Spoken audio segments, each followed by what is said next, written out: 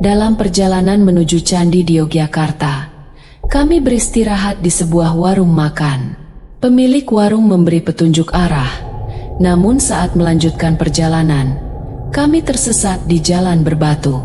Pak Wanto bertanya pada seorang wanita tua yang aneh, tapi jawabannya membuat bulu kuduk kami merinding.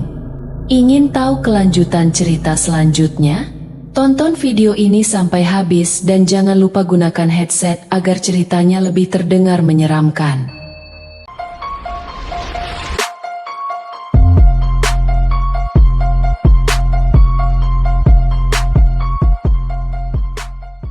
Misteri Banyu Nibau. Kisah ini terjadi beberapa saat sebelum wabah corona melanda negeri ini.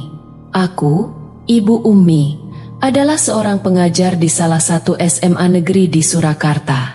Selain sebagai pengajar, aku aktif dalam sebuah organisasi kerukunan umat beragama di kota itu.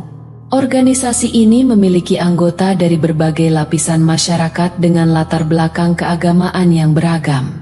Suatu siang, setelah selesai mengajar, aku mendapat tugas untuk mengantarkan beberapa paket bingkisan dari organisasi kami untuk disumbangkan pada perayaan Waisak di sebuah candi Buddha di daerah Yogyakarta. Aku tidak sendiri, bersama dengan 3 rekanku. Kami menggunakan mobil operasional organisasi beserta sopirnya, Pak Wanto. Apakah kita sudah tahu jalan ke candi itu, Pak Wanto? Tanyaku pada Pak Wanto, sopir kami. Belum, Bu. Jawab Pak Wanto dengan agak ragu. Baiklah, nanti saat sudah dekat, tanyakan kepada penduduk setempat atau gunakan GPS. Saran aku pada rekanku yang lain. Sementara Pak Wanto fokus menyetir di jalan yang semakin ramai menjelang sore. Setelah sholat Asyar, kami memasuki kawasan Prambanan yang terkenal dengan gugusan candinya yang megah. Di seberang jalan, candi-candi menjulang tinggi di antara pepohonan yang rindang. Sebaiknya kita istirahat sebentar di warung makan. Sudah dekat dengan perlintasan kereta api, usul Ibu Indri, temanku yang duduk di sebelahku. Kami menemukan sebuah warung yang cocok dan dekat dengan perlintasan kereta. Setelah istirahat sebentar, kami melanjutkan perjalanan mengikuti arahan dari pemilik warung. Mobil kita akan naik sedikit ke Bukit Selatan dan candi untuk acara Waisak berada di balik bukit itu. Jelas pemilik warung soto tempat kami makan. Setelah istirahat singkat, mobil kami melanjutkan perjalanan dengan menaiki bukit yang disarankan oleh pemilik warung. Jalannya cukup baik meskipun menanjak sedikit. Ketika kami tiba di depan sebuah resort yang disarankan oleh pemilik warung, aku meminta Pak Wanto berhenti sebentar. Pemandangan gugusan candi di kejauhan tampak begitu indah di tengah senja yang mulai turun. Dengan latar belakang seperti ini, sepertinya sayang untuk dilewatkan tanpa selfie, kataku kepada teman-temanku, sambil memilih spot untuk berpose dengan candi di latar belakang. Karena berada di bagian timur bukit, senja tiba lebih cepat dan suasana menjadi gelap lebih awal. Kami segera melanjutkan perjalanan menuju lokasi. Namun mobil minibus kami terhenti ketika menemui jalan yang tidak teraspal. Pak, sepertinya kita tersesat. Mengapa jalannya berbatu begini? Komplainku. Pak Wanto mencoba menenangkan kami. Tenang saja Bu, nanti kita tanyakan kepada penduduk di sekitar. Ada seorang ibu di depan sana. Pak, ayo tanyakan padanya, ujarku, menunjuk seorang wanita tua yang sedang menyapu di depan sebuah rumah. Pak Wanto turun dari mobil dan berjalan mendekati wanita tua itu. Namun, ada yang aneh dengan wanita itu.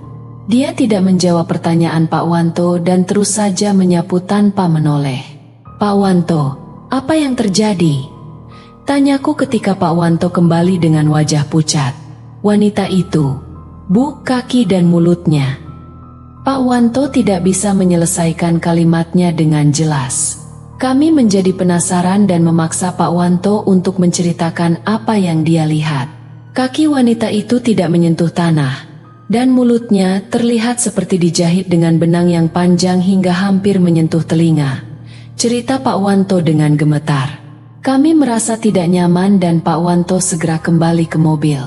Dia menancap gas dan mobil berjalan dengan cepat melewati jalan berbatu itu. "Kenapa kita harus bergegas begitu?"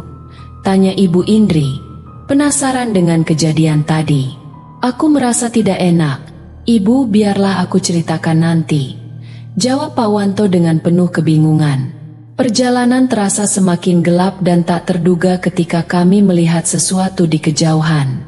Sebuah rombongan orang berpakaian serba kuning berjalan beriringan di tengah senja yang semakin gelap. "Rombongan apa itu?" tanyaku pada Pak Wanto. "Sepertinya rombongan pemuka agama Buddha," jawab Pak Wanto, mencoba menjaga ketenangan. Kami mengikuti rombongan itu dengan hati-hati. Mereka tampak menuju ke arah candi tempat kami akan mengantar bingkisan untuk perayaan Waisak. "Dengar, itu suara apa?"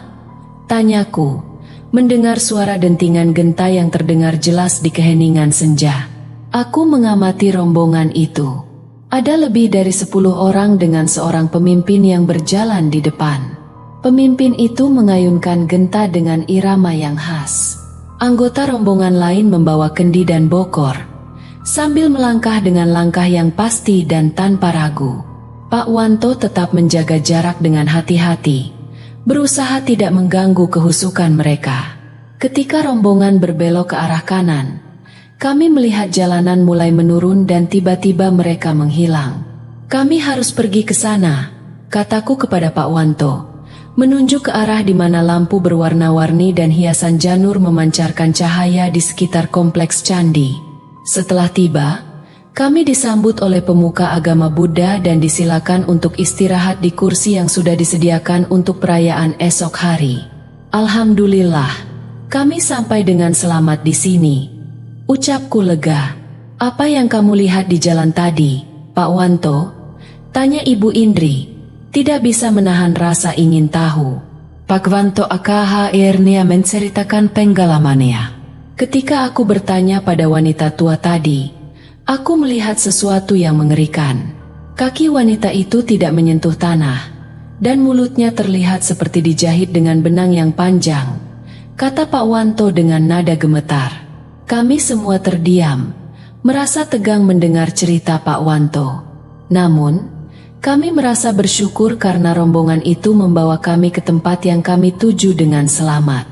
Mungkin, rombongan itu dari alam lain yang baik, membantu kami menemukan candi yang menjadi tujuan kami, karena mereka tahu kami datang dengan niat baik untuk menyumbang pada perayaan agama mereka.